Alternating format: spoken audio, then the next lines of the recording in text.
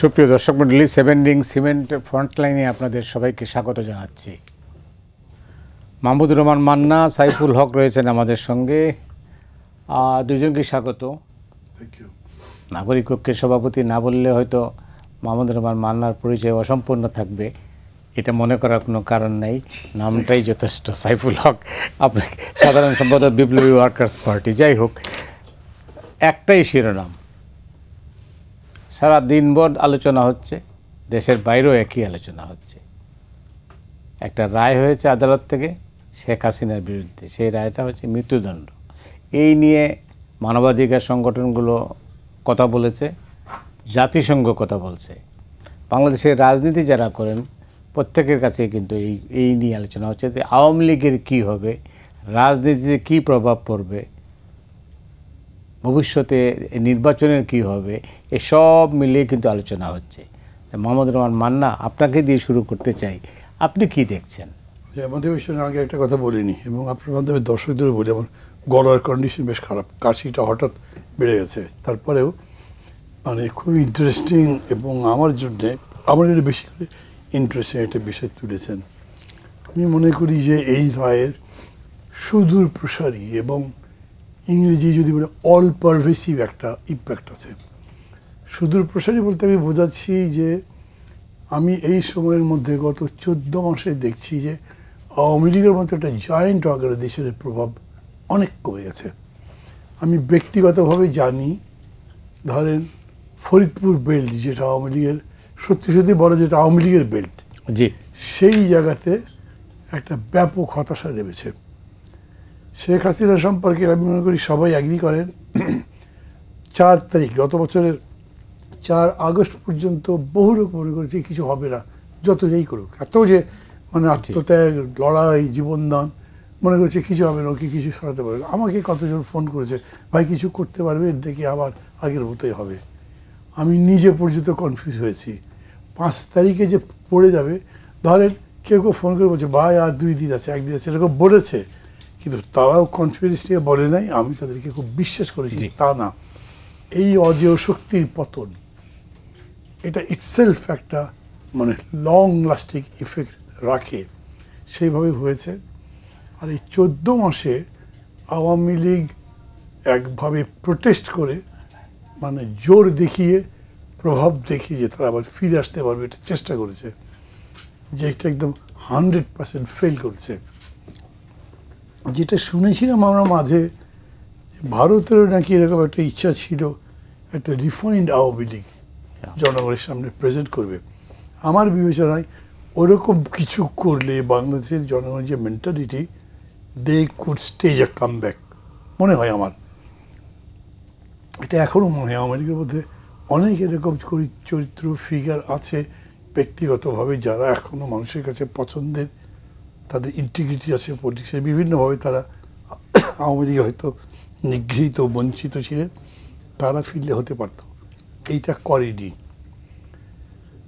আমি এরকম শুনেছি, বলতে পারি আপনি অনেক আরও বেশি জানবেন আমার চাইতে, সেটা হলো যে শেখ হাসিনা নিজে জেদ করে এটা হতে দেননি, কারণ তাহলে তার পরিবার থেকে নেতৃত্বটা বাইরে চলে যায়।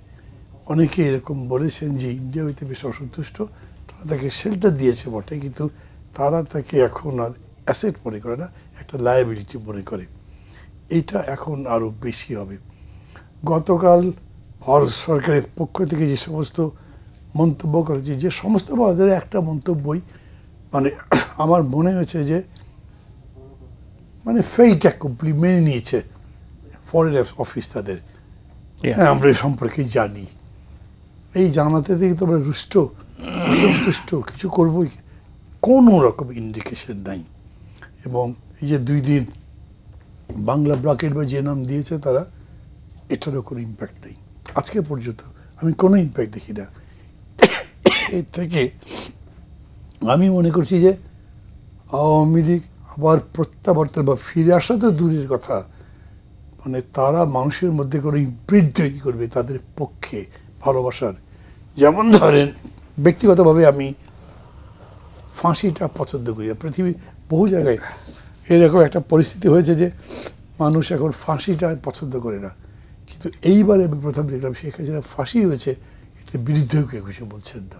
যাই হয়েছে মনে করছে ঠিকই হয়েছে, আর প্রায় সবাই বলেছে পাপের শাস্তি তো হবেই, এরকম একটা সেন্টিমেন্ট হয়েছে। এখন ধরেন যদি এমন হয়, একটা ফেজ আমরা পার হয়ে যাবো, ওই আলোচনার মধ্যে যাচ্ছি না, আমি মনে করি ইলেকশন হয়ে যাবে, একটা সরকারও আসবে। কেমন সরকার কি এটা তো দেখতে হবে। ওই সরকার যদি খুব ব্যাপকভাবে ব্যর্থ না হয়, তাহলে তাদের কামব্যাক করবার স্টেজ খুবই দুর্বল হবে এবং বাংলাদেশের রাজনীতির একটা নতুন ধারা তৈরি হবে।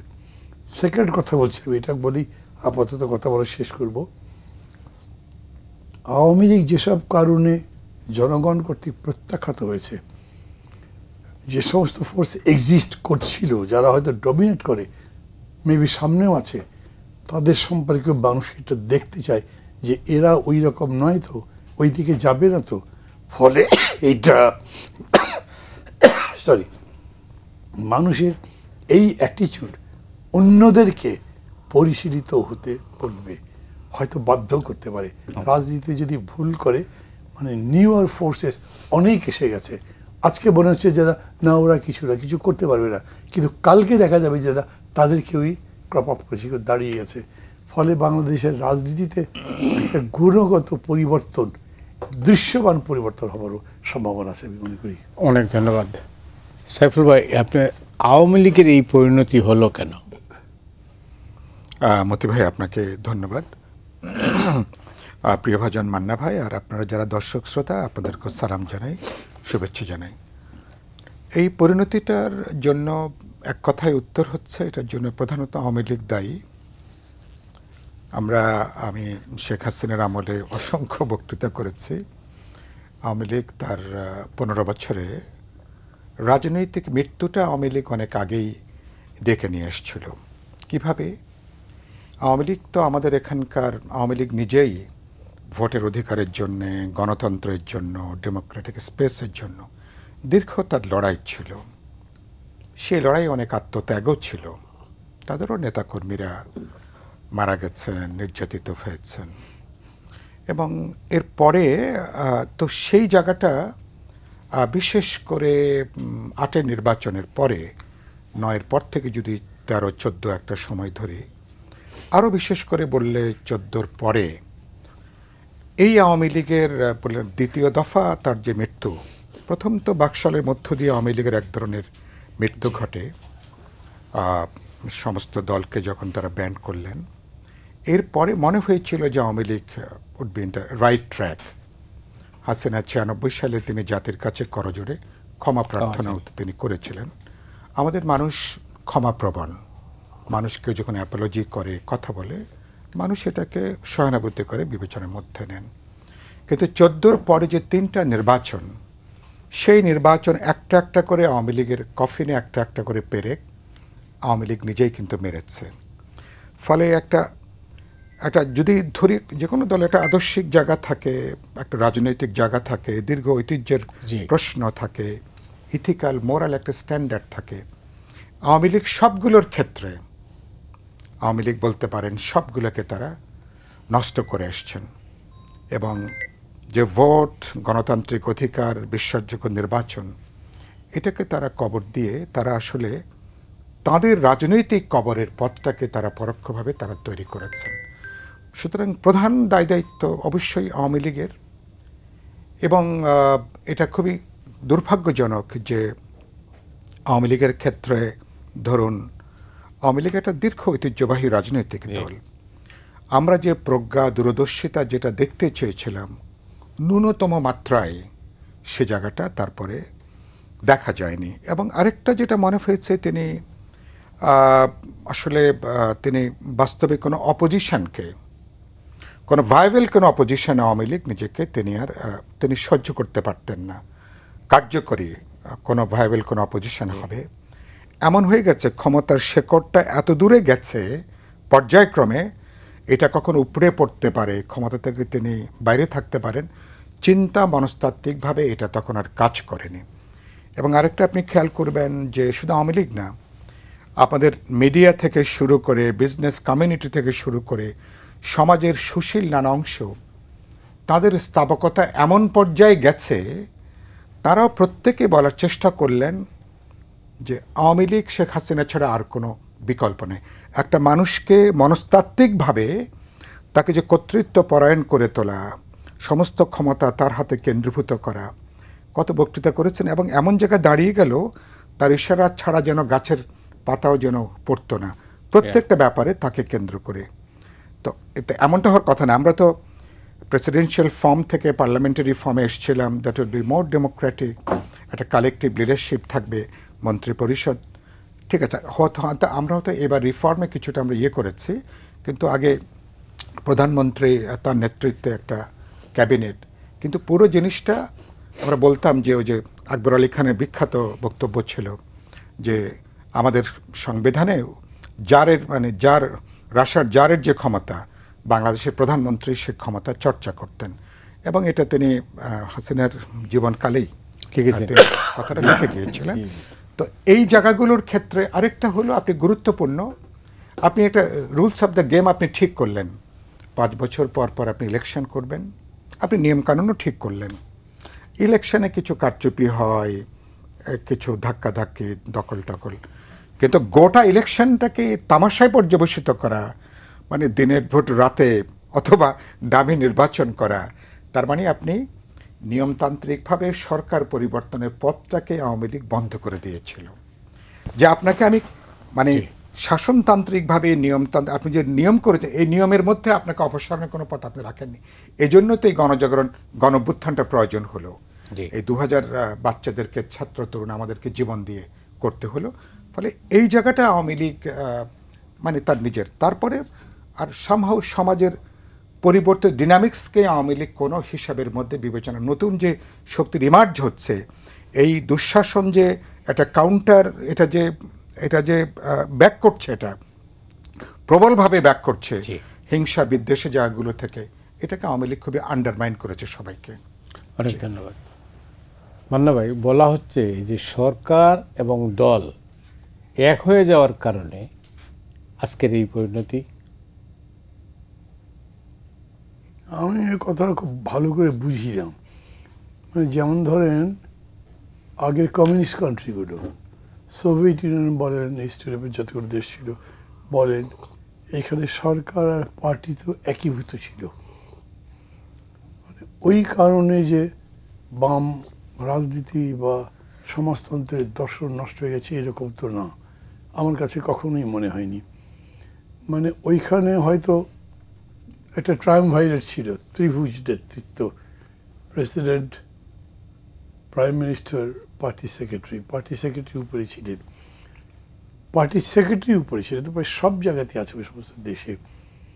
চীনে এখনও যদি একটা বিতর্কিত, মানে সাবজেক্টটা একটু বিতর্কিত হয়েছে, তারপরে উদাহরণ হিসেবে আমি মনে করি এটা কাজে লাগবে, যে চীনে সমাজতন্ত্র আছে এটা আমি মনে করি না, কিন্তু তারা কাভারটা রেখেছে এবং সেই স্ট্রাকচারই চলছে এবং চীন ইজ ডেভেলপিং। ওইখানে কিন্তু চীনে party and government is same.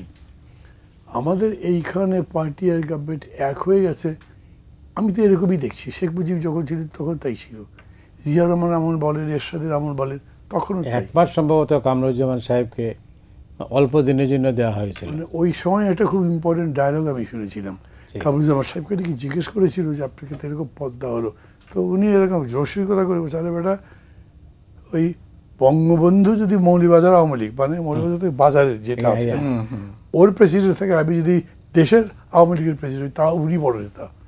মানে জিনিসটা ডেভেলপ করে গেছে এইরকম করে, এটা বোঝাচ্ছিলেন নি। তো ওইটাকে আমি ওরকম করে বুঝি না। তবে আমি ধরেন যদি আপনি ডিসেন্ট্রালাইজেশন অফ পাওয়ার বলেন বা ডিভিশন অফ পাওয়ার বলেন, সেই অর্থে পার্টি এবং গভর্নমেন্ট আলাদা থাকলে ভালো মনে করি। সেক্ষেত্রে আমাদের মতো দেশে যেখানে এই বুর্জোয়া ডেমোক্রেসি প্র্যাকটিসড হয়, সেইখানে গভর্নমেন্টই উপরে থাকবে, পার্টি থাকবে না। কিন্তু সবসময় পার্টির সাথে এইটা কন্ট্রাডিকশন চলতেই থাকবে। এটা মিনিমাইজ করে যদি চলতে পারেন তাহলে আপনি তো মিনিমাইজ করবেন কেমনে। জেলার যিনি প্রেসিডেন্ট তিনি হয়তো নমিনেশন পাননি, কিন্তু অন্যান্যরা আসছেন, জেলা থেকে একজন মন্ত্রী হয়েছেন, উনি তার চাইতে বড় নেতা, তাকে সবসময় প্রমাণ করার চেষ্টা করতে আমি দেখেছি বিগত সময়গুলোতে। এবং সেটা মানে শুধু ডাইকটমি না, এক ধরনের কি বলবো, স্বেচ্ছাচারের মতো হয়ে গেছে যে উনি দল করেন তাই তাকেই মানতে হবে। হয়তো এমপি সাহেবরাও কম্প্রোমাইজ করে করে চলছেন, এবং বহু জায়গায় দেখা যাচ্ছে যে তিনি আইন বহির্ভূত কাজ করছেন, ক্ষমতার অপব্যবহার করছেন, যদিও তিনি ক্ষমতাই নাই, সেগুলো কন্ট্রোল করা যায়নি। শেখ হাসিনার বেলায় ধরেন, শেখ হাসিনা বলেন, ইভেন খালেদা জিয়া বলেন, এই সমস্ত দলে ওনাদেরকে ক্ষমতায় দিলেন না, শুধু প্রেসিডেন্ট রাখলেন পার্টির একটা লোক, প্রধানমন্ত্রী আরেকজনকে করলে চলবেই না। তো কালচারটাই এরকম, অ্যাটিচিউডটাই এরকম যে এইটা মানাতে পারবে না কাউকে, দলের কেউ মানবে না, তবে যে প্রেসিডেন্টকেই পাত্তা দিচ্ছে না। আমাদের দেশ কিন্তু ব্যক্তি পূজার এমন চর্চা আছে যে এইখানে ধরেন আমাদের নিজেদের অভিজ্ঞতায় আমি দেখি, মফস্বল থেকে যদি কর্মী আসলে তার কোনো রাজনৈতিক সমস্যা নেই, তার কোনো চাওয়া পাওয়া নাই, তো সে কথা বললো, পার্টির সেক্রেটারির সাথে কথা বললো, ও তারপরে অপেক্ষা করবে প্রেসিডেন্টের সাথে কথা বলতে, না কথা বলে বাড়িতেই যাবে না। তাকে যদি দেখার পরে বলছে কী তোমার সাথে কথা হয়ে গেল, সে বলে না একটু অপেক্ষা করছে, হয়তো স্বীকারও করবে না সেক্রেটারির কাছে, কিন্তু তার সাথে কথা বলবে। এটা ধরেন সিস্টেম হিসেবে ডেভেলপ করেনি। আমি জানি না সেম থিং জামাতের বেলা হয় কি না, তারা বলে, তাদের সাথে আমি জেলে তরে দিয়েছিলাম, অনেক কথাবার্তা বলেছি, তারা বলে যে তাদের মধ্যে এরকম চর্চা নেই, যারা যে কাজ তারা সেখানে দেয়। একথা সিপিবিকেও বলতে শুনেছি, কিন্তু সিপিবি এখন আবার ওই অর্থে তুলনার মধ্যে আসলে, যেহেতু তাদের মানে পারফরমেন্স নিয়ে মানুষের কোনো আলোচনা করতে চায় না, সেই অর্থে বলছি। তাছাড়া এইটা যে করাই যাবে না তারা, আমরা তো কালচারও বদলাই, আর পলিটিক্স আলটিমেটলি কালচারকেও তো কন্ট্রোল করে বা শেপ দেয়, কিন্তু সেই রকম চেষ্টা কোনো সময় হয়নি। আমি মনে করি না যে এটা ওই কারণে হয়েছে। যদি শেখ হাসিনা দলের গত 15 বছর এইভাবে প্রধানমন্ত্রী থাকতেন, প্রেসিডেন্ট অন্য কেউ হতেন, তাহলে যেরকম দেখেছেন একবার একটা খুব ছবি আমার সবসময় চোখের সামনে বসে, এটা বঙ্গভবনে হবে বা গণভবনে হবে, ছবি ছাপা হয়েছে পত্রিকায়, সেখানে মোহাম্মদুল্লাহ দেশের প্রেসিডেন্ট ছিলেন, শেখ মুজিবুর রহমান প্রধানমন্ত্রী ছিলেন, মোহাম্মদুল্লাহ নিচে সিঁড়িতে দাঁড়িয়ে আছেন, আর শেখ মুজিব উপরের সিঁড়িতে, এমনিতেও তো মোহাম্মদুল্লাহ সিঁড়িতে কত লম্বা, হাত তার গাড়ির উপর রেখে ছবি তুলেছেন। মানে প্রেসিডেন্ট, প্রাইম মিনিস্টার, প্রধানমন্ত্রী গাড়ে, কারো কাছে কোনো প্রতিবাদ করার মতো একটা কোনো খারাপ জিনিসই মনে হয়নি। আমি কারোর মধ্যে রিয়াকশন দেখিনি ওইটা, মোহাম্মদুল্লাহ তো গাড়ি হাত দিতেই পারে, এরকমভাবে অ্যাকসেপ্ট করছে, কিন্তু বাস্তবতা তা পারে না, এবং এরকম করা উচিত নয়, এরকম করে উনি কখনো বোঝাননি। অনেক ধন্যবাদ সাইফুল ভাই। এই যেটা মান্না ভাই যেটা বলছিলেন, রাজনীতিতে একটা গুণগত পরিবর্তন আসবে, সেই পরিবর্তনটা কি, যদিও তিনি স্পষ্ট করেননি, পরে জিজ্ঞেস করব। না, আমি তার আগে আওয়ামী লীগের ব্যাপারে একটা কথা বলতে চাই। সেটা হলো যে আওয়ামী লীগের রাজনীতিতে এখন যে ভূমিকা, আমি মান্না ভাইয়ের কথা ধরে প্রথম কথা একটু বলি। প্রথমত আওয়ামী লীগের জন্য আগেরটা বাদ দিচ্ছি, 5ই অগাস্টের পরে 15 মাস পার হয়েছে। আওয়ামী লীগ ধরুন যে কৌশলে ফেরার চেষ্টা করছে, বিচ্ছিন্ন বিক্ষিপ্ত ভোরবেলায় কিছু মিছিল, একটু কি বলে বোমা, কোথাও ককটেল, কোথাও একটু বিচ্ছিন্ন মিছিল, একদম চোরাগোপ্তা কায়দায় দেয়। আওয়ামী লীগের মতন একটা দল এই কৌশলে কি আওয়ামী লীগের ফেরার কোনো সুযোগ আছে? এক কথা উত্তর বলে, এই কৌশলে ফেরার কোনো সুযোগ নেই। 15 মাসে, এটা আমার ধারণা, সন্দেহাতীতভাবে এটা কিন্তু প্রমাণিত হয়েছে। মানুষ এটাকে, বরঞ্চ মানুষ আরও ক্ষুব্ধ, বিরক্ত, যে অংশের বরঞ্চ এই সরকারের নানা কাজের জন্য আগে কি একটু ভালো ছিলাম, এই যে কারো মধ্যে যে বোধটা ফিরে আসছিল আওয়ামী লীগের এই সমস্ত কাজের জন্য, এটা আরও ব্যাকফায়ার করেছে, উল্টো জায়গায় গেছে। দ্বিতীয়ত হলো, ফলে 15 মাস পার হয়েছে আওয়ামী লীগের দায়িত্বশীল কোনো জায়গা থেকে এত বড় অল্প সময়ের মধ্যে এত বড় একটা কিলিং, দায়িত্বশীল জায়গা থেকে কি আমরা কোনো বক্তব্য পেয়েছি?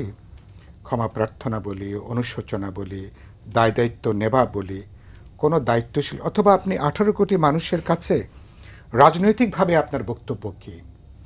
যে সরকার ক্ষমতায় থাকে তার তো এই কিলিংয়ের দায়িত্ব তো অবশ্যই সে সরকারের, এটা নিয়ে কোনো প্রশ্ন নাই। এবং কমন রেসপন্সিবিলিটি হিসাবে আগের সরকারের প্রধানমন্ত্রী হিসেবে তার একটা বিচার গতকালকে আমরা দেখলাম।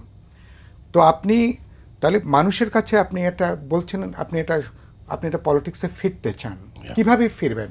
কোনো পলিটিক্যাল কোনো ন্যারেটিভ, কোনো বিশ্লেষণ দায়িত্বশীল কথা, কিন্তু বিপদটা কোথায় হলো, মানব যেটা বলছিলেন, আওয়ামী লীগ পর্যায়ক্রমে যেভাবে এখন চূড়ান্ত একটা অস্তিত্বের যে সংকট যেটা তৈরি হয়েছে, শুধু আওয়ামী লীগের জন্য বিপর্যয় হয়নি, গোটা এখানকার যে রাজনীতির ভারসাম্যের যে গুণগত যে পরিবর্তন হয়েছে, এবং আওয়ামী লীগের এই রাজনীতির দৃশ্যপট থেকে নাই হয়ে যাবার জন্য ধরুন আপনি এই যে আপনি এখন ইসলামপন্থী বা ধর্মীয় যে দলগুলো বা নানা ধরনের যে দলগুলো, তারা এবং যেভাবে রাজনীতিকে তারা এখন কমান্ড করার চেষ্টা করছেন, যে রোলটা এখন তারা প্লে করছেন, এদের একটা অংশ আগামী তারা সরকার গঠনেরও তারা ক্লেম করছেন।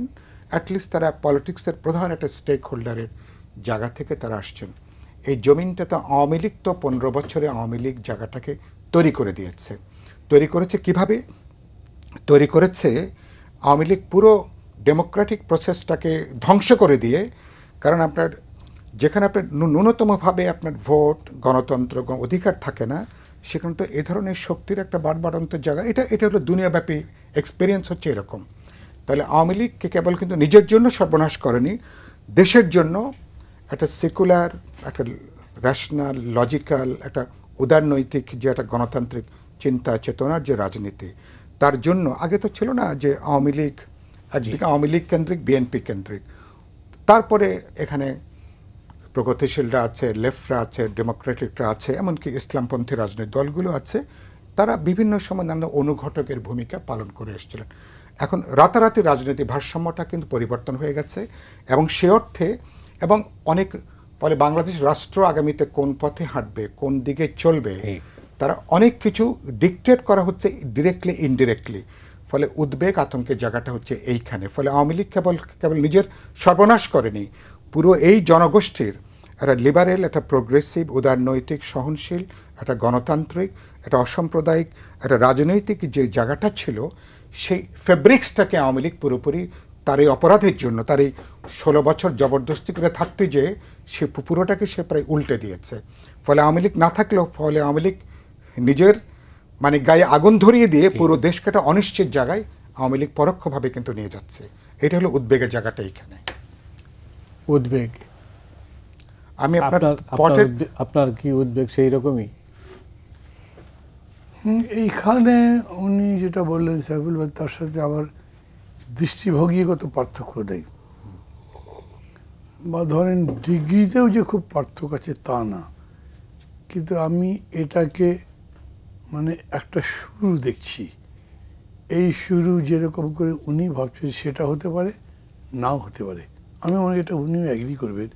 সেটা কি, ধরেন একটা ফিলসফিক্যাল বিতর্ক আছে। আমরা যখন এরকম করে বলি না, তখন ফিলসফি মানে বিরাট ব্যাপার, এটা কয়জন বোঝে, মানে যে প্র্যাকটিক্যাল ইমপ্লিকেশন থেকে বোঝা যায়। এই পূজায় আমি আমার এলাকায় গেছি এবং শুনলাম যে জামাত ইসলামও গেছে। পূজার মণ্ডপে তারা বসে আছে, মা দুর্গার সামনে বসে আছে ইত্যাদি। তাদের মধ্যে প্রশ্ন হয়েছে, তাহলে আমরা কি মূর্তি পূজাকে অ্যালাউ করলাম? এবং যেটা তারা যে রাজনীতির কথা বলে, যে ধর্ম চর্চার কথা বলে, সেই দিক থেকে বড় প্রশ্ন তৈরি করেছে। ইভেন ধরেন কোনো কোনো জায়গাতে যে গান গাওয়া হয়েছে সেটা প্রশ্ন করছে, কোথাও কোথাও যে ফুল দেওয়া হয়েছে, শহীদ মিনার ইত্যাদি। এই প্রশ্নগুলো এখন আপাতত জোয়ারের কারণে হয়তো আসবে না, কিন্তু এই প্রশ্ন তো আসবে, আজ হোক কাল হোক। মানে পলিটিক্স জিনিসটা এরকম যে এটা আপনি দৈনন্দিন জীবন থেকে আলাদা করে কখনো আনতে পারবেন না। যেমন অর্থনীতিকে বলে না, এটা হচ্ছে everyday business of life, politics is also like that. এইখান থেকে প্রশ্ন মানুষের মধ্যে তৈরি হবে, সেই জায়গাটা তাদেরকে ফেস করতে হবে। প্রশ্ন হচ্ছে যে সেই সময় একটা প্রগতির দিক নির্দেশ করতে পারে সেই শক্তি থাকবে কি না, ওইটা হলো অন্ধত্বের দিক। আমি বেশি মনে হয় থাকবে, মানে যদি এরকম, আমি মনে করি yes, I M a representative of that. আমি মনে করি সাইফুল ভাই এরকমই কয়েকজনের কথা বলতে পারবো, কিন্তু আমরা এই কিছু দিনে ওই জায়গায় যেতেই পারি, ওই জায়গায় তৈরিও করতে পারি যে মানুষ ভাবে একভাবে যে এই মানুষগুলো ভালো, এদের দিয়ে ভালো কিছু হতে পারতো, কিন্তু হবে কি, ওদের তো শক্তি নাই। সেই তুলনায় তাদের কাছে হয়তো বলছি এনসিপি অনেক ভালো করছে, বাট এনসিপির কোনো পলিটিক্সই নেই ডিফাইন্ড। সেই সব দেখে যদি না, তাহলে পুরো জিনিসটাকে আমার এখনো আনডিফাইন্ড মনে হয়। তার মানে কি বাংলাদেশ রাজনীতি শূন্য হয়ে যাচ্ছে? দৈন্য একটা আছে, মানে রাজনীতির এটা কী বলবো, এটা এক ধরনের শূন্যতা। মানে ধরেন যেমন আলোচনা ওদিকে নিতে চাচ্ছি না, এনসিপি এরকম করে মিডিয়া ফোকাস করছে, that is the third political force, কিন্তু এর পলিটিক্যাল ন্যারেটিভ কী এটা তো তারাই বলতে পারবে না ঠিক মতো। আমি ওদের সমালোচনা করার জন্য বলছি, যেটা ফ্যাক্ট তাই বলছি। আমি একইভাবে যদি ইয়ের কথা বলি, জামাত ইসলাম, ওরা ইসলামী শাসন কায়েম করতে চায়, তা যদি বলে, তাহলে কোনো ক্রমেই নিশ্চয়ই তারা পূজার মণ্ডপে কেউ আচরণ করতে পারে না। তো এটাও থাকলো। আর বিএনপির খুব মজার ব্যাপার হচ্ছে, এখন তারাই হচ্ছে 1 নম্বর চ্যাম্পিয়ন অফ মুক্তিযুদ্ধের চেতনা। কেমন সবাই টপসি টার্মি হয়ে যাচ্ছে না? তো এইটাকে আবার শেপ নিয়ে, মানে থোর বড়ি খাড়া বড়ি থোরটা রিয়েলি নিজের পায়ে দাঁড়াবার মতো পলিটিক্সটা হবে, এটা ইউ ক্যান এক্সপেক্ট। আপনি হিস্টোরিক্যাল এক্সপিরিয়েন্সের ভিত্তিতে বলবেন যে না এইরকমই হবে আলটিমেটলি, তা বলা যায়, কিন্তু শুধু থিওরি দিয়ে তো এখানে লাভ নেই। আমি ওই রকম উপাদান এখন পর্যন্ত দেখছি না অনেস্টলি, কিন্তু হ্যাঁ এটা বিশ্বাস করি যে এটা তো প্রগতির দিকে যেতে হবে, এগুতে তো হবে। আপনি তো জ্ঞানের বাইরে থেকে অজ্ঞানতার মধ্যে বাস করে রাজনীতি বলেন যাইবে, তাকে তো এগুতে দিতে পারবেন না। আপনাকে বিজ্ঞানকে ধরতে হবে, আপনার জ্ঞানের কাছে আশ্রয় নিতে হবে। সেটা যখনই নিতে যাবেন তখন সেটা কীরকম করে আসে তা দেখতে হবে। প্রগতিশীল রাজনীতির একটা সুযোগ করে দিল কিনা, অথবা যারা আপনার দক্ষিণপন্থী রাজনীতি করেন তাদের জন্য সুযোগ কিনা এইসব রাজনীতির শূন্যতা থেকে, আপনার কি মনে হয়? আমি আপনাকে একটা ঘটনা বলি মতি ভাই, এটা খুব আমার মানে আমি ভরার মতো কোনো ইয়েই পাই না। উত্তরা এক বাসা থেকে আমি বেরিয়েছি, একটা রাস্তা পার হবার পরে বাঁয়ে মোড় নিয়েছি, ঠিক সেই সময় বৃষ্টি নেমেছে, জ্যামও। আমি এমনি বিরক্ত জ্যামের কথা, বৃষ্টি নেমেছে, যাবো কীভাবে? তো আমি ফেসবুকে এমনি দেখেছি এই পরিস্থিতি আমি জায়গায় আছি, এর মধ্যে মরার বৃষ্টি নামলো। অন্তত কয়েকটা রিপ্লাই আমার কাছে আসলো, বৃষ্টিকে মরার বৃষ্টি বললেন কেন? বৃষ্টি তো আল্লাহর নেয়ামত, বৃষ্টি আশীর্বাদ এই ওই। তাই বললাম ভাই তাহলে বন্যার পানিকে কী বলবেন আপনি? বন্যাও কি আল্লাহর আশীর্বাদ? কিন্তু এই কথার জবাব কেউ দিচ্ছে না। এগুলা ব্রান্টলি যা বলা সেরকমই বলছে। আমাদের সোসাইটিতে বিশেষ করে পলিটিক্সে কিন্তু জ্ঞানের চর্চা হয়নি। আমাদের এত বড় একটা শেখ মুজিবুর রহমান, আমি সরি ছোটো করার জন্য বলছি না, উনি জ্ঞানকে সামনে এনেছেন এরকম কোনো সময় দেখিনি। আমি একমাত্র দেখলাম ফখরুদ্দিন ছিলেন যিনি অন্তর্বর্তী সরকার বা তত্ত্বাবধায়ক সরকার, উনি বলতেন জ্ঞান ভিত্তিক সমাজ গড়তে হবে। তো উনি তো কন্ডেমড হয়ে চলে গেছেন। আর এখন কে জ্ঞান চর্চার কথা বলে দেখছি না। আমাদের বিশ্ববিদ্যালয়ে জ্ঞান চর্চা গবেষণা বন্ধ। এত বড় একটা সংস্কার আন্দোলনে ঢাকা ইউনিভার্সিটির কোনো রোলই নেই। লন্ডন স্কুল অফ ইকোনমিক্স সারা দুনিয়াকে আপনার ওয়েলফেয়ার ইকোনমিক্স শেখায়, বা ধরেন এই পৃথিবীর বড় বড় ইউনিভার্সিটিগুলো তো অনেক ব্যাপারই মানে দিক নির্দেশনা দেয় দেশকে, বিশ্বকে। আমাদের এখানে কোনো শিক্ষা প্রতিষ্ঠানে ওই জায়গা তৈরি হয়নি। এখন যে ডাকসু আসছে, যারা ছেলেমেয়ে আসছে ভালোই আসছে, খারাপ বলছি না, কিন্তু তাদের কোনো পলিটিক্যাল ডাইরেকশন আছে তা তো দেখছি না। আগামীতে এই সংস্কার কোথায় নিয়ে যাবে, এই দেশকে কোথায় নেবে, সেটা তো ডাকসু বলবার কথা, ছাত্ররাও বলবার কথা। আমরা তো করেছি, আমাদের সবাই মধ্যে আপনি তখন ছিলেন, মানে আমরা বাংলাদেশের ভবিষ্যৎ সম্পর্কে বলেছি, তাই হয়েছে। কিন্তু এখন ওই জায়গাটাই শেষ হয়ে গেছে। সেসব দিক থেকে আমি বলবো যে সুযোগটা তৈরি হয়েছে, মানে ভ্যাকুয়ামটা তৈরি হয়েছে। এখানে কাজ করবার অনেক জায়গা আছে, কিন্তু কাজ করবার শক্তি আমি এখনও দেখছি না। ভাই যেটা রিয়েলিটি তাই বলছি। কেউ হতাশাবাদী বলতে পারে আমাকে, কিন্তু আমি মনে করি যে সত্য বা বাস্তব স্বীকার করার মধ্যে হতাশার প্রশ্ন না খোঁজা ভালো। অনেক ধন্যবাদ আপনাকে, আপনাকেও ধন্যবাদ। আমি একটা ছোট্ট বিরতিতে যাচ্ছি দর্শক, আমরা ফিরছি খুব তাড়াতাড়ি, আমাদের সঙ্গেই থাকুন।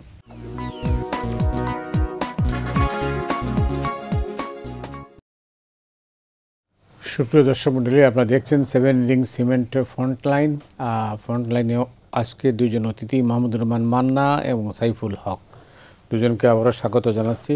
এবার সাইফুল ভাই, রাজনীতি, নির্বাচন সব কিছুই আছে, কিন্তু এর সঙ্গে কিন্তু বিশেষ করে আইন শৃঙ্খলা পরিস্থিতিটা জড়িত।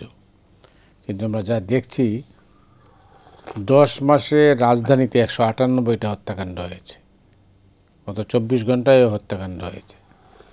এবং এইরকম পরিস্থিতি যেটাতে আছে যে, এবং সংবাদ মাধ্যমের যে খবর, যে প্রতিদিনই বাইরের থেকে অস্ত্র ঢুকছে বাংলাদেশে। যে এই পরিস্থিতিতে এই নির্বাচনটা কিভাবে সম্ভব? মতি ভাই ধন্যবাদ। এটা তো আপনার যেমন উদ্বেগ, নাগরিক হিসাবে আমারও উদ্বেগ, রাজনীতির মানুষ হিসাবে আরও বাড়তি উদ্বেগ। আমার মনে হয় যে সচেতন যে কোনো মানুষেরই এটা বড় উদ্বেগে। আজকেও দেখলাম যেটা আপনি তথ্যটা বললেন, এবং আশঙ্কা হচ্ছে নির্বাচন যত এগিয়ে আসবে এই খুনোখুনি প্রাণহানি আর বাড়বে, এই সংখ্যাটা আরও বাড়বে। এটা হচ্ছে আশঙ্কা। কারণটা হচ্ছে যে 15 মাস পরেও প্রথমত দেখা যাচ্ছে যে আমরা আইন শৃঙ্খলা রক্ষাকারী বাহিনী বলি, প্রশাসন বলি, এই পরিস্থিতি যারা সামাল দেওয়ার চেষ্টা করেন তাদের দিক থেকে আমি এখনও একটা গা ছাড়া ভাব দেখছি অধিকাংশ ক্ষেত্রে। এখনো পর্যন্ত 10টা মানুষ যখন যুবকরা একসঙ্গে দাঁড়িয়ে থাকে, পুলিশ যদি দাঁড়িয়ে থাকে, পুলিশ ভয় পায়, পুলিশ ওখান থেকে সরে যায় আর কি, যে বাবা আমাদের উপরে আবার কোনো হামলে পড়ে কিনা। ট্রমাটা তারা এখনো কাটাতে পারেনি। 1 2 হলো যে অন্যান্য ল এনফোর্সিং এজেন্সিস যারা আছেন তাদেরকে আমরা কোনো পেশাদারি দায়িত্বের মধ্যে আনা যায়নি।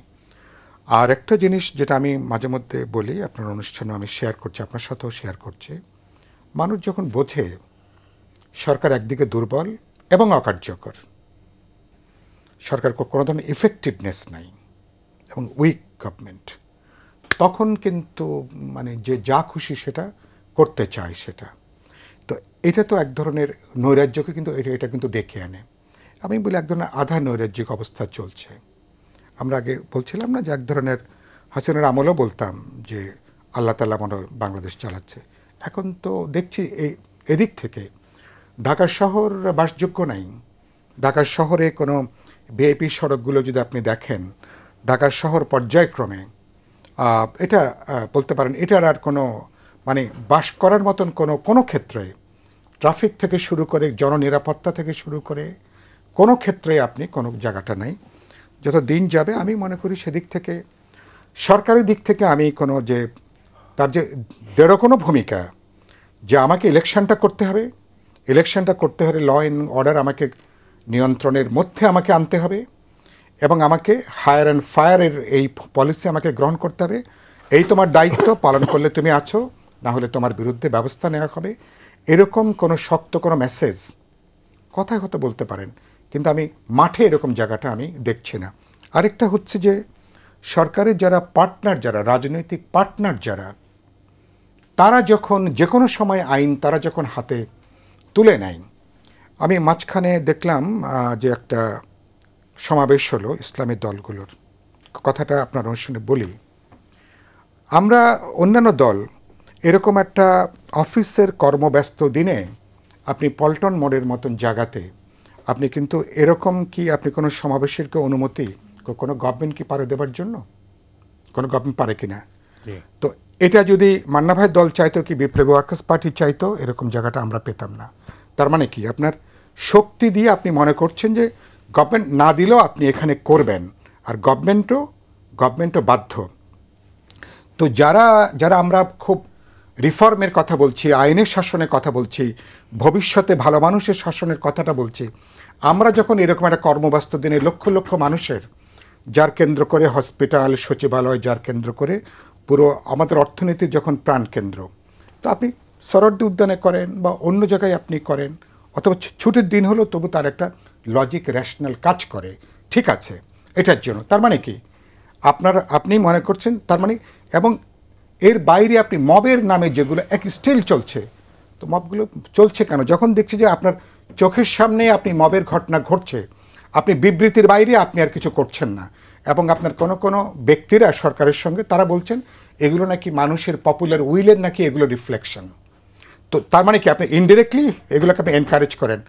1-2 মাস পরে আপরাইজিংয়ের পরে এগুলো আমরা বুঝতে পারি, ক্ষোভ থাকে, বিক্ষোভ থাকে, এক ধরনের পপুলার আক্রোশও কিছু কাজ করতে পারে। 15 মাস পরে তো এগুলো অ্যালাউড না। তার মানে যে সরিষা দিয়ে আপনি ভূত তাড়াবেন, সেই সরিষার মধ্যে ভূত আপনি হাঁটেনি, আপনি হাঁটছেন। তো সে কারণের জন্য আমি উদ্বিগ্ন। এবং মিলিটারি আমরা শুনছি প্রায় লক্ষখানি সশস্ত্র বাহিনীর সদস্যরা ডিপ্লয় হবেন, সেটা হয়তো একটা শেষ ভরসার জায়গা হয়তো হবে, কিন্তু এটা কোনো সার্কাস দেখানো যাবে না। এটা government, political party, law enforcing agencies, election commission, it would be মানে কোঅর্ডিনেটেড একটা অর্কেস্ট্রার মতন, একটা যৌথ অর্কেস্ট্রা।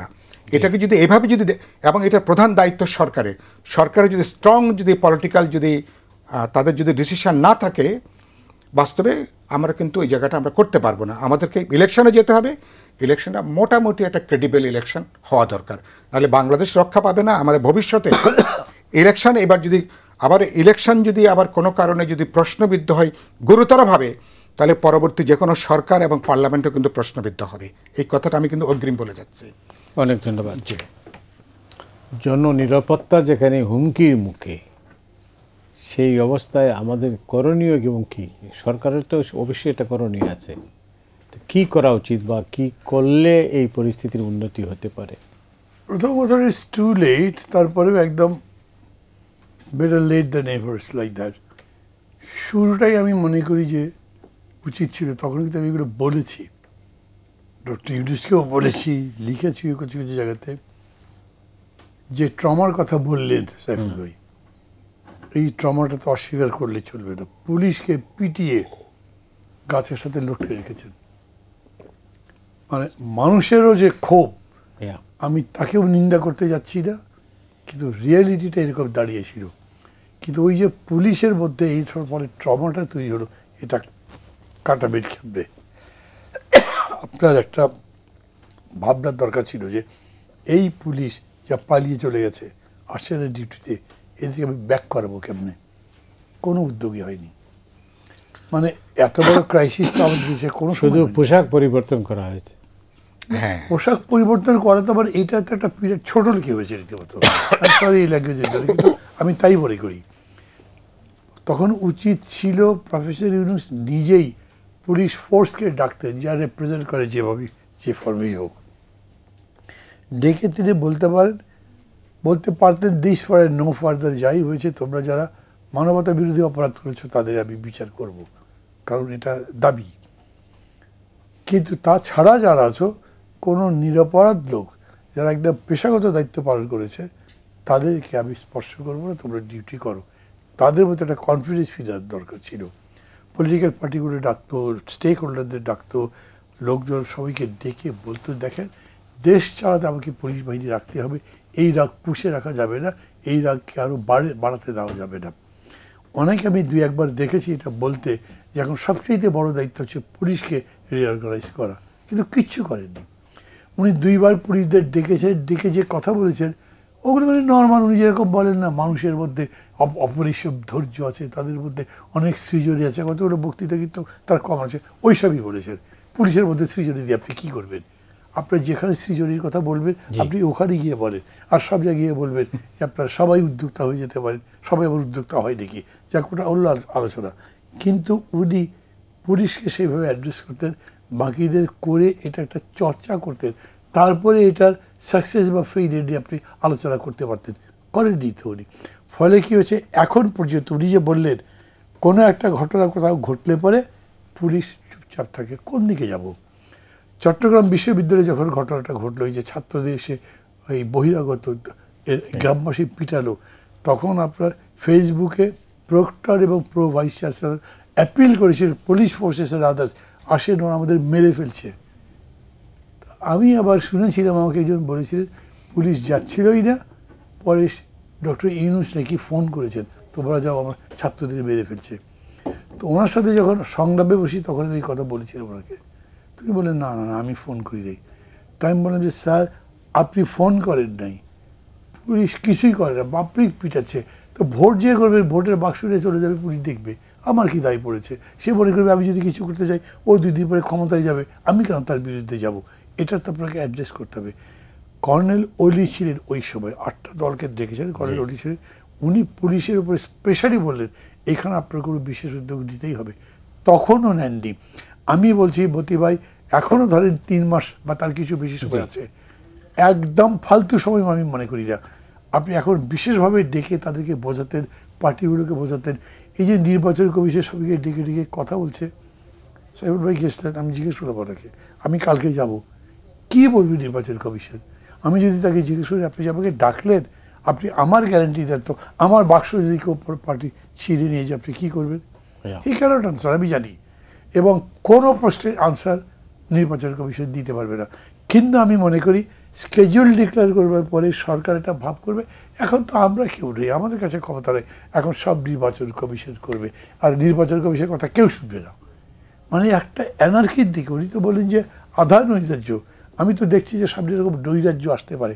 তারপরেও আমাকে যখন কেউ জিজ্ঞেস করছে, ভাই আপনি মনে করেন ভোট হবে? আরে ভাই ভোটটা হলে হবেটা কি তাইলে? তাহলে মার্শাল ল হবে, আমি কি তা বলতে পারি যে এরা মার্শাল ল হোক? তা তো আমি বলবো না। আমি বলবো এই ভোটটাই ভালো করতে হবে যদ্দূর পারি, এবং যেভাবেই হোক একটা ভোট করতে হবে। তার বিকল্প কিন্তু মিনিমাম 5 বছরের জন্য দেশ একেবারে গণতন্ত্র বিরোধী শক্তির হাতে যাবে, ইচ্ছাকৃত হোক যে কোনো কারণে হোক সেই জায়গায় চলে যাবে। তো এইটাও তো আপনাকে ঠেকাতে হবে। যখন এত বেশি ভালনারেবিলিটি থাকে একটা কান্ট্রি, তখন এই সমস্ত শাসনের মধ্যে কত রকম ফোর্স ঢুকে যেতে পারে, জাতীয় আন্তর্জাতিক কত ভেস্টেড ইন্টারেস্ট ঢুকে যেতে পারে।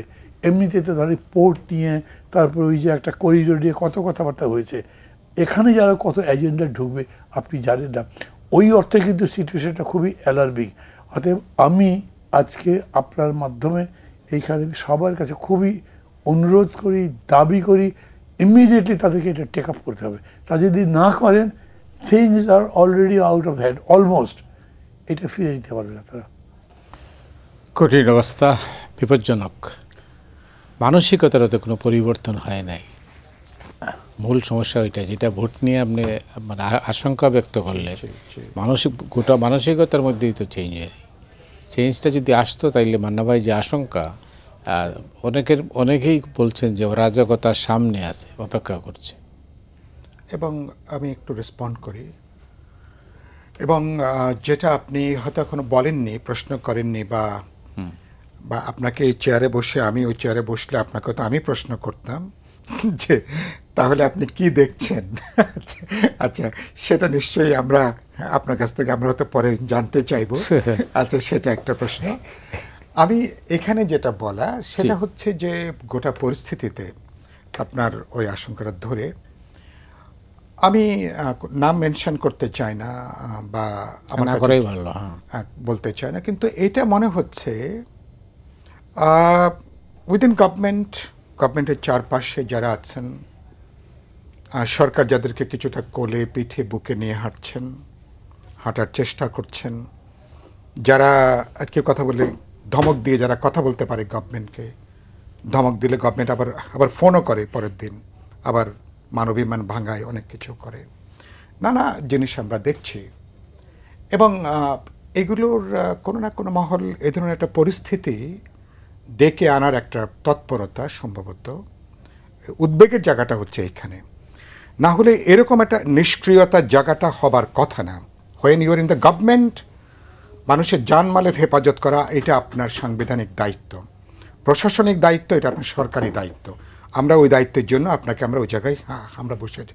ওটার জন্য যে লেন্থে যাওয়া দরকার উইদিনে ডেমোক্রেটিক ফ্রেমওয়ার্ক, আপনি ওই লেভেল পর্যন্ত আপনি যাবেন। যার বিরুদ্ধে যে অ্যাকশন নেওয়া দরকার বেছে বেছে পছন্দ অনুসারে আমরা জিনিসগুলো তারপর আমরা দেখি। এবং মনে হচ্ছে কারো কারো প্রচ্ছন্ন এক ধরনের মদদ, উস্কানি, এগুলো কাজ করতে পারে। আমার ভয়টা হচ্ছে নিশ্চয়ই কোনো উদ্দেশ্য আছে। এবং যারা আগামী এই যে এখন আছে না, আমরা দেখছি যে নির্বাচন, মান্না ভাইয়ের সঙ্গে একমত, বাংলাদেশ তো আগামীতে নির্বাচনের মধ্য দিয়ে একটা রাজনৈতিক একটা গভর্নমেন্ট যার পলিটিক্যাল ম্যান্ডেট আছে, এই ধরনের সরকার ছাড়া তো বাংলাদেশকে তো রক্ষা করার আপাতত অন্য কোনো পথ নাই। আপাতত আমি আগামী 3 মাসে সেকেন্ড কোনো রেভলিউশনের ডাক আমি এই মুহূর্তে আমি দিতে পারছি না, আমি এখনই দিতে পারছি না। সেকেন্ড রেভলিউশনের দেওয়ার মানে আরও হানাহানি, মারামারি, আরও একটা খুনোখুনির পর্যায়ে। নিশ্চয়ই বাংলাদেশের গত 15 মাসের যে অভিজ্ঞতা, আমরা এরকম একটা বেদনাদায়ক ইয়ের মধ্যে এখনই যাবার কোনো প্রশ্ন নেই। কিন্তু আকাঙ্ক্ষা যদি ব্যর্থ হয় মানুষের, হয়তো ভবিষ্যতের জন্য আবার একটা অভ্যুত্থানের একটা জায়গাটা থাকবে। আমি কালকে টাঙ্গাইলের মাওলানা ভাসানীর এক স্মরণসভাতে পার্টির একথা আমি বলেছি, মানুষের আকাঙ্ক্ষা পূরণ না হলে ভবিষ্যতে তো আবার হয়তো একটা অভ্যুত্থানের ডাক। তা আমরা কি বারবার কি অভ্যুত্থান কি আমরা করতেই থাকবো? সেখানে মনে হচ্ছে ইলেকশনটা দেখছি যে কোনো অল্টারনেট নাই। কিন্তু আজকে হলো নভেম্বরের 18 তারিখে, এখনও আপনি 100টা মানুষকে আপনি জিজ্ঞেস করেন, 80 জনের মধ্যে এখনও সংশয়, এখনও সন্দেহ। মান্না ভাই একই কথা বলবে যে ভাই ইলেকশন ছাড়া কোনো পথ নাই, কারণ মনে করছে যে এই দেশটা যেখানে যাচ্ছে তাতে আমার ইন্টারনাল এবং এক্সটার্নাল, আমি যে এমনকি নিরাপত্তার যে ঝুঁকি, বাংলাদেশ কোনোভাবে আর স্ট্রং পলিটিক্যাল গভর্নমেন্ট, যার পলিটিক্যাল অথরিটি আছে, এরকম একটা গভর্নমেন্ট ছাড়া বাংলাদেশ হাঁটতে পারছে না। কিন্তু এখনো পর্যন্ত সেই আবহাওয়াটা তৈরি করতে পারেনি। কেন? প্রতিদিন নানা ঘটনায় যে পরিমাণ, আমি সুপারলেটিভ ডিগ্রিতে আমাদের প্রত্যেকেই এখন তারপরে কথা বলছেন, আগে তো শুনতাম, মানে অর্থাৎ আপনি মানে বিশেষণের বাইরে আর কোনো কিচ্ছু নাই। আপনার মতে আমি কোনো ব্যাপারে একমত হতে না পারলে তখন আপনাকে গণদুশ্মন, আপনাকে চিহ্নিত করা হচ্ছে। মানে ন্যূনতম যে কোনো গণতান্ত্রিক সংস্কৃতির মধ্যে যে টলারেন্স, আমি এই জায়গাটা এস্টাবলিশ করা, আমি মনে করি সময়টা শেষ হয়ে যায়নি। হাতে গোনা যে এখন প্রতিটা দিন, এখন একদিন এক মাসের সমান। যদি গভর্নমেন্টের স্ট্রং পলিটিক্যাল উইল থাকে, আমি মনে করি সবাইকে আস্থার মধ্যে নিয়ে আমাদেরকে ইতিহাসের সেরা নির্বাচন হয়তো করতে পারবো না, কিন্তু মোটামুটি একটা ক্রেডিবল, অ্যাকসেপ্টেবল একটা ডেমোক্রেটিক ইলেকশন হয়তো করা এখনও সম্ভব। এর বাইরে কোনো অপশন নাই। ধন্যবাদ আপনাকে। আমার হাতে সময় নেই, 30 সেকেন্ড আছে। 30 সেকেন্ড? তো এখানে কথা হাফিজ বলে দেন না। 30 সেকেন্ডে কে কি বলবে? বলে জি সরি। আপনার মানে আপনি তো মোটামুটি বলেই ফেলেছেন, শেষ কথাটা কি? You have to hope against hope, কারণ আপনার কাছে বিকল্প নাই। এবং হোপ এগেন্স্ট হোপ মানে 0 to +0 কিন্তু আমি মিট করছি না। আমি মনে করি এখনও you can produce many things. এইটাতে একটা অকল্পনীয় ব্যাপার হয়েছে যে একটা সরকার enjoying support from all quarters, তা পারবে না কেন 3 মাসে? ঠিক আছে, আপনি যেটা 100 ডিগ্রি পারতেন সেটা হয়তো ঠিক আছে 20 ডিগ্রি পারলেন, 30 ডিগ্রি পারলেন, কিন্তু সেইটার ব্যাপারে আপনাকে কনফিডেন্ট থাকতে হবে। এই কাপে সেটা পারছে না। দর্শক, আমরা শেষ করব মাহমুদুর রহমান মান্নার যে শেষ কথাটা। আসলে সময় আছে, আপনি চেষ্টা করুন, দেখুন কি করা যায়। দেশটাকে বাঁচাতে হবে। আর এই যে গণতন্ত্রের জন্য লড়াই চলছে 70 সন থেকে, সেই লড়াই তো এক জায়গায় থামতে হবে, কিন্তু থামবার নয়। যেটা সাইফুল হক উদ্বেগ প্রকাশ করলেন যে আমরা আর কতকাল এইটা কি করব, আর কত অভ্যুত্থান আমরা করব। দর্শক, আমরা যে এখানেই শেষ করছি। আপনারা সবাই ভালো থাকুন।